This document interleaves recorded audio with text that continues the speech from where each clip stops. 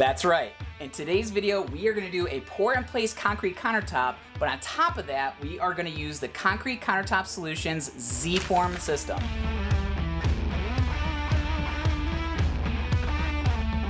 So let's make something cool.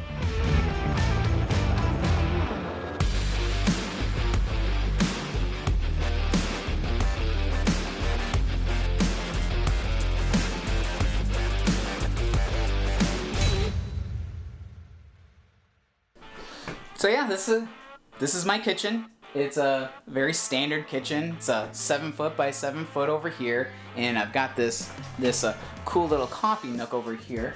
But we're going to be doing a pour in place, and I'm very nervous because I've never done a pour in place before, and it's a completely different monster. But as I said, what's special about this one is that we are going to be using the Concrete Countertop Solutions Z-Form system, and I'm very excited about that because I've always wanted to use this system ever since I started this channel, and now we get the chance. Not only do I want to thank Concrete Countertop Solutions for providing us with all the materials for this project, I also wanted to thank Ernie and Dario for giving me the most amazing customer and technical support. If you guys have any questions, reach out to these guys. But we got a lot of prep work to do before we even get to building the base and the forms. Gotta get rid of the stove, gotta get rid of the sink, and then we're gonna remove this awful old laminate countertop.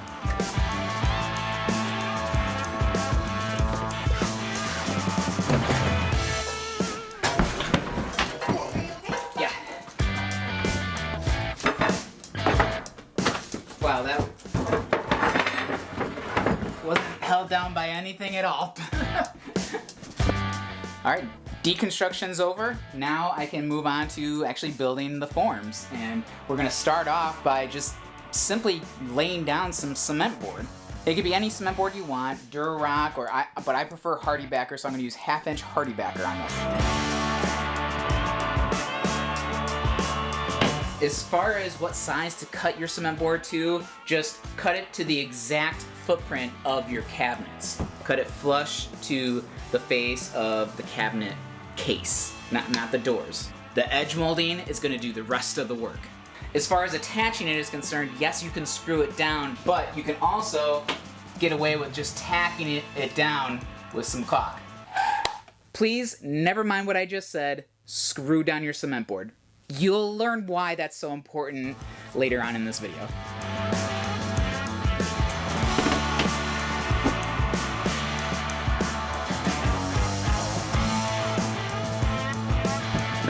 That's that.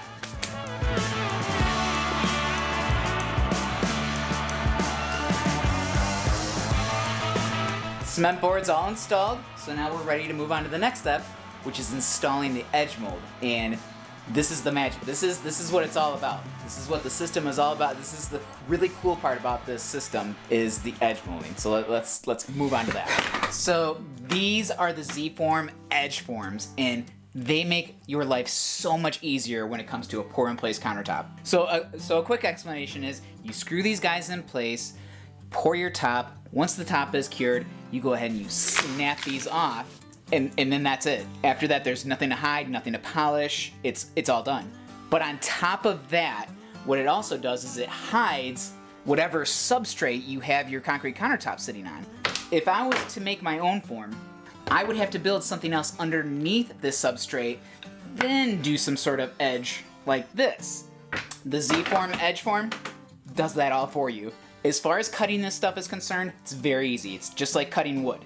But when you set this up on your miter saw, you want to make sure that you have the back up against the back of the fence really well, and make sure that the bottom of this edge mold is sitting nice and flat.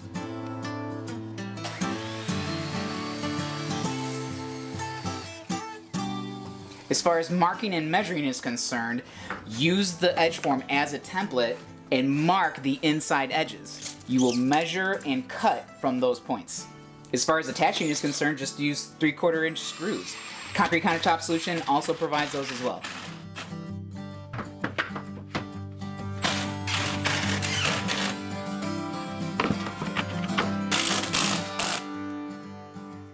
Now this end of the counter is going to be where the oven is. So therefore I don't need a nice edge profile on this, I just need a nice flat edge. So in this instance, we're just going to take some melamine, screw it in place on the side, just like that.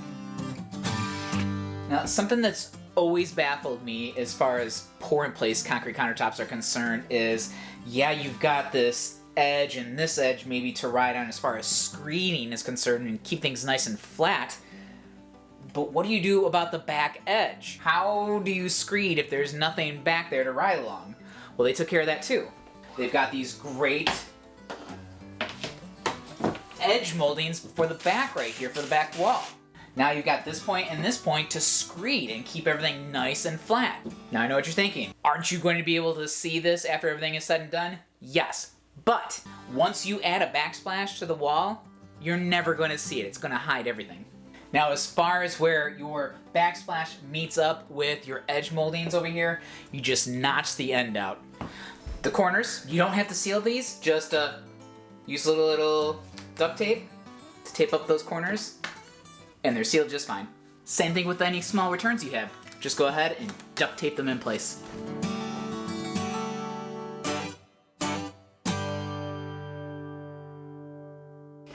The next order of business is the sink cutout, and this is one that a lot of people have questions about. In fact, we had a couple of viewers ask this very question. Not only can the system deal with the sink cutout, but how would you deal with an undermount sink? I'm going to use a drop-in sink, so that means that the flanges are going to sit on top of the concrete.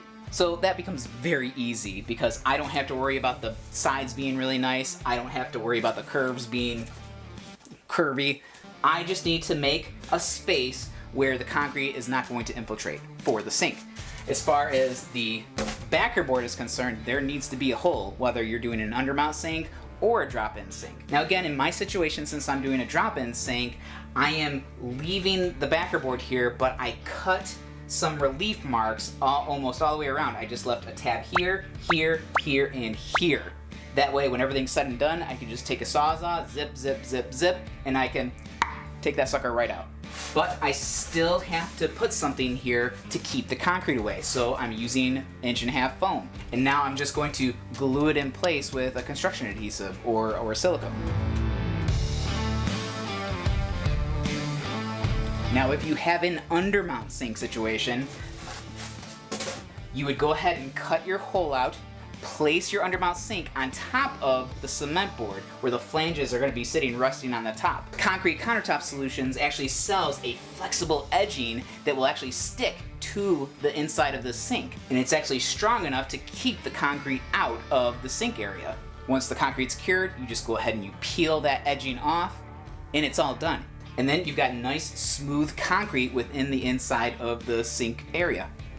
Oh, and before I forget, someone had a question about the knockouts for, like, say, the faucets and the sprayer and stuff like that. Concrete Countertop Solutions also has little rubber or silicone knockouts that you would put here. You would glue them in place, just like we've done with the foam, or you can make your own out of foam as well. But don't go in thinking that you're going to cut a hole later. Just not the way. It can be done, but that's not the way you want to do this one. The last thing we need to deal with is the reinforcement, and Concrete Countertop Solutions also has their own patented fiberglass mesh, which you can cut real easy with just a regular pair of scissors.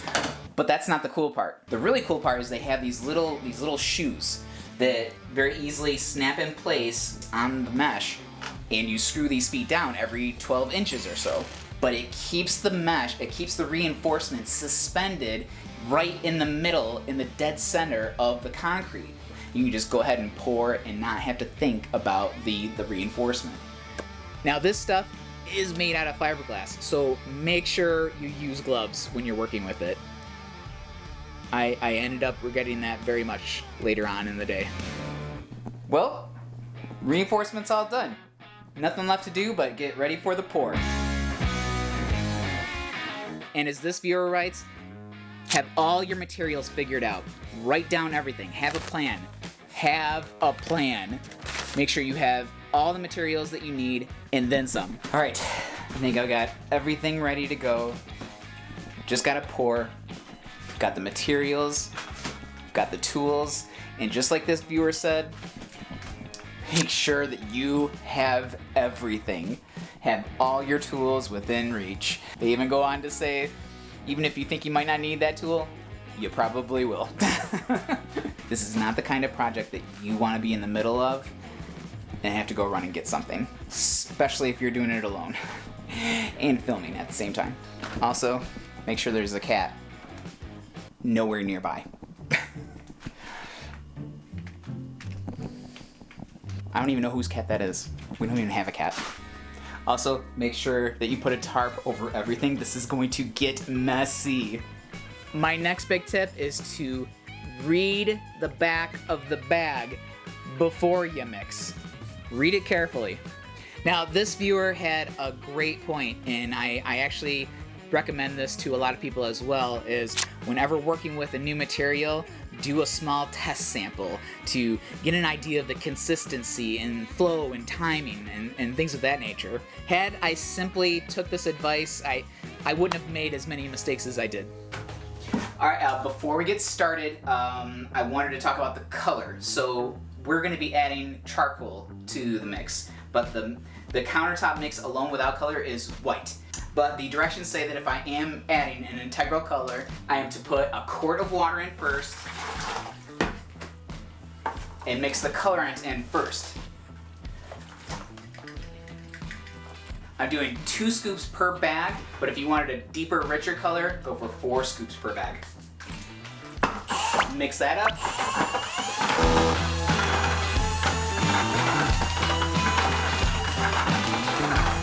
Then add some product in. Mix.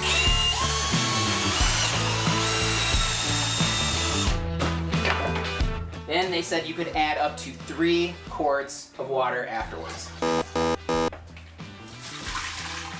And that's going to get you a more flowable consistency.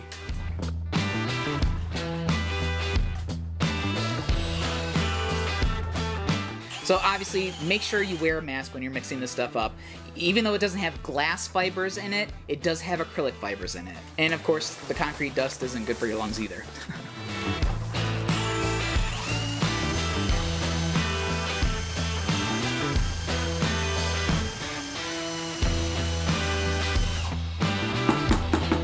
All right, that's looking good.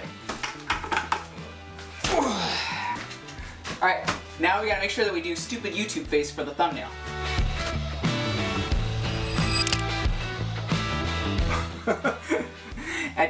I gotta do it, guys. I gotta do it. I'm sorry. You gotta play the game.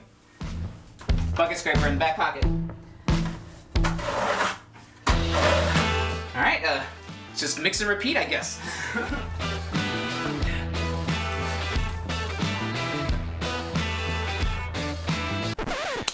Okay, so I already screwed up.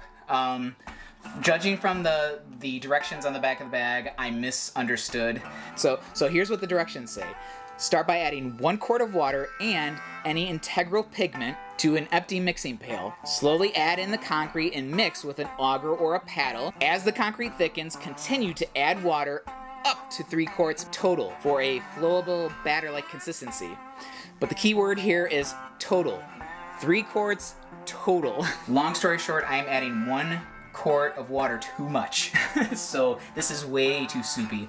So I emailed Concrete Countertop Solutions. They got back to me within less than 5 minutes, so awesome customer service, by the way. He says don't mix 4 quarts of water. He said it could bleed up. So we're just gonna have to keep cracking on. Alright, so this is what it's supposed to look like.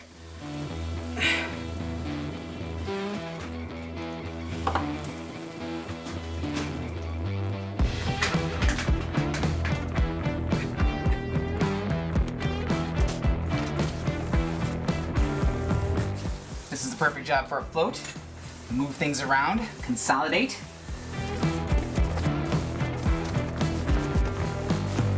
Now, of course, I knew this project was going to be messy. That's why I covered the floor with tarps. But I underestimated just how messy it was going to be. So make sure to cover all your cabinets up with tarps as well. Anyway, as you are going, you want to periodically vibrate the sides. And This is the biggest one where most viewers wanted to chime in and add their tip was to vibrate. And if you think that you vibrated enough, vibrate some more. Vibrate, vibrate, vibrate. But as Dave Singleton writes, use a concrete vibrator, otherwise you're going to get bubbles. And he's absolutely right. I really wish that I would have spent more time on this. So you can do this with an oscillating sander.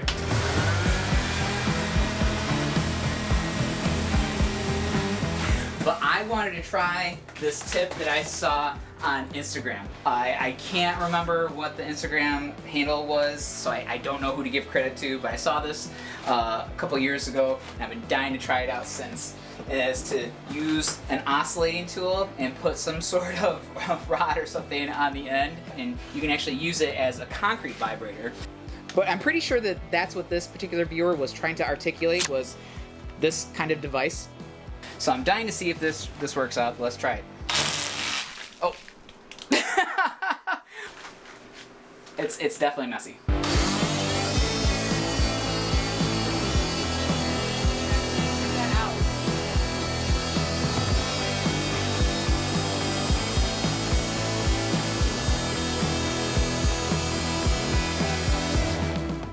I gotta say, we'll know more once we unveil the edges, but I would have to say that's a win. It's messy, but oh my gosh, that really got rid of a lot of bubbles. While you're watching me do that, I just wanted to take a moment to thank my patrons for their continued support. But I'm telling you, this thing worked. It worked really well. Just make sure that you attach the PVC pipe with maybe bolts. I just threw this together with screws real quick, and I think that's why it failed. The blade came off. But this acted like a genuine concrete vibrating probe. Stop laughing. My number one tip for this entire project and this entire video, please don't do this kind of project alone. Have at least one other person there to help you. This person could be mixing while you pour, or vice versa, or this person could be vibrating and getting rid of those bubbles while you pour and mix. And especially, don't do this alone if you're making a YouTube video about doing a concrete countertop. All right, I think one more bucket and I think we'll be good. As you can see, I got just a little bit ways to go to get to the ridge line, and then we can do, after this bucket, I think we can start doing our screeding.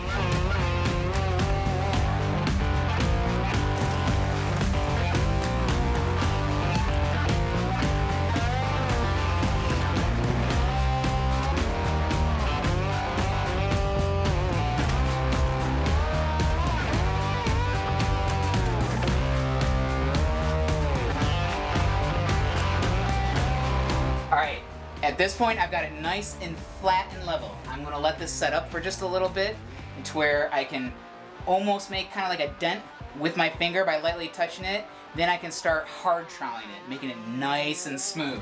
Right now, it's too wet to get a finish on it. So I would imagine that probably within like 15 minutes to a half hour, I can go ahead and trowel this nice and smooth and get us a nice finish.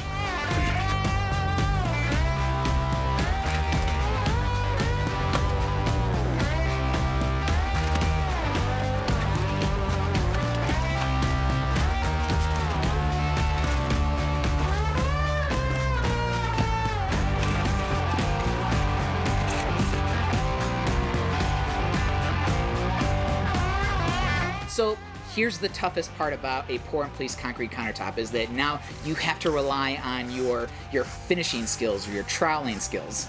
Now me, I'm most comfortable using my 12-inch square trowel, but if you're not so sure or confident about your troweling skills, you could use a pool trowel. It has nice rounded ends on it. That way you can better avoid those harsh lines in the concrete finish. But the best part about a pour and place concrete countertop is that after you're done finishing, that's it. It's installed already.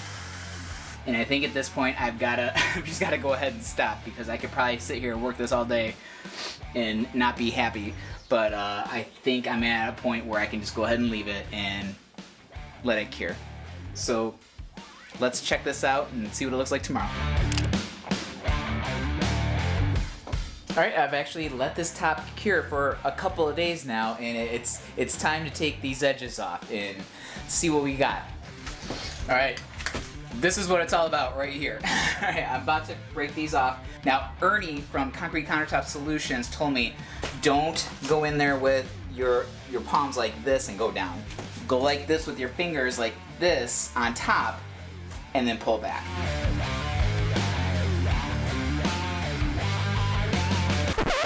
Before I do this, I'm gonna be honest, I'm very scared about what I'm going to find because I did not get to vibrate anywhere near enough as much as I should have because I was so busy with everything else and the filming and just trying to mix and pour. So I'm scared.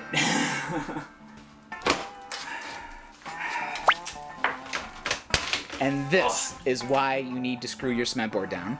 Since I didn't do this, it led to a crack in my countertop, and that is super on me. As you can see, as I'm applying force, since there's really nothing strong to hold the concrete top down, it lifted, and it lifted in the worst possible spot. So of course it cracked at the weakest points, which is the front and the back of the sink cutout. Concrete Countertop Solutions even suggests to screw your cement board down, and I just went ahead and did my own thing. Don't get lazy. Not as bad as I thought it was gonna be. I got some holes, I got some bubbles, but not as bad as I thought. Ooh, that seriously looks so cool. And it's got a shine to it already. So let's snap the rest of these.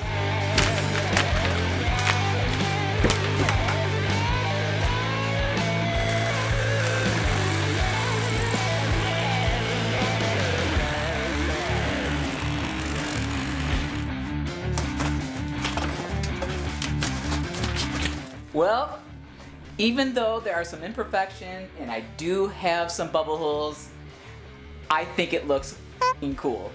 I absolutely love it. I actually think the bubble holes add character. The same thing with all the different color variations.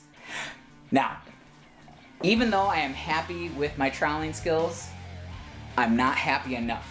So I am going to use my polishing pads to even some of the trowel marks out and to break these sharp corners. But I'm not gonna bore you with the process of doing that. If you're interested in how to polish a concrete countertop, go to one of these videos.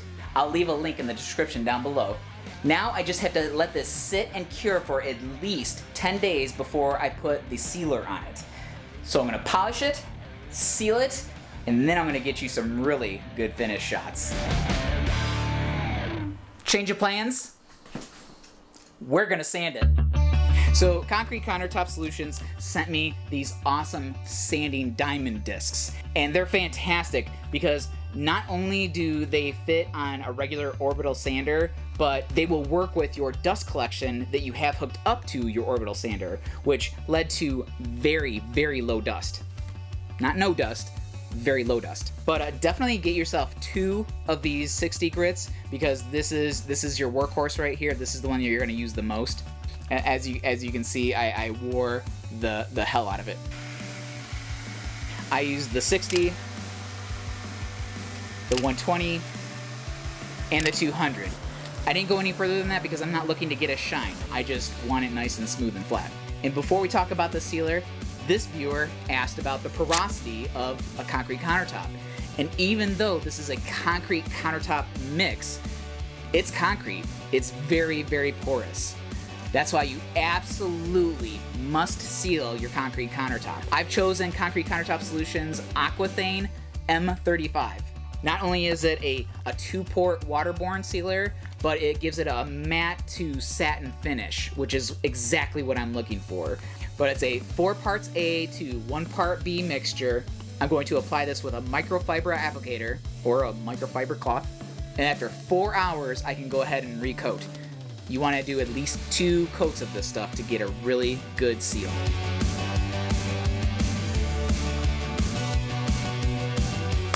And she's done.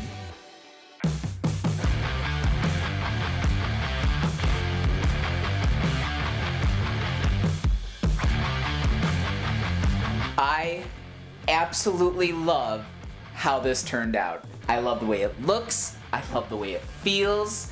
These edges are fantastic. And check out this kitchenette area too.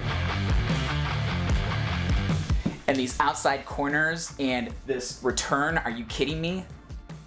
I've actually been cooking on and using this countertop for several days now.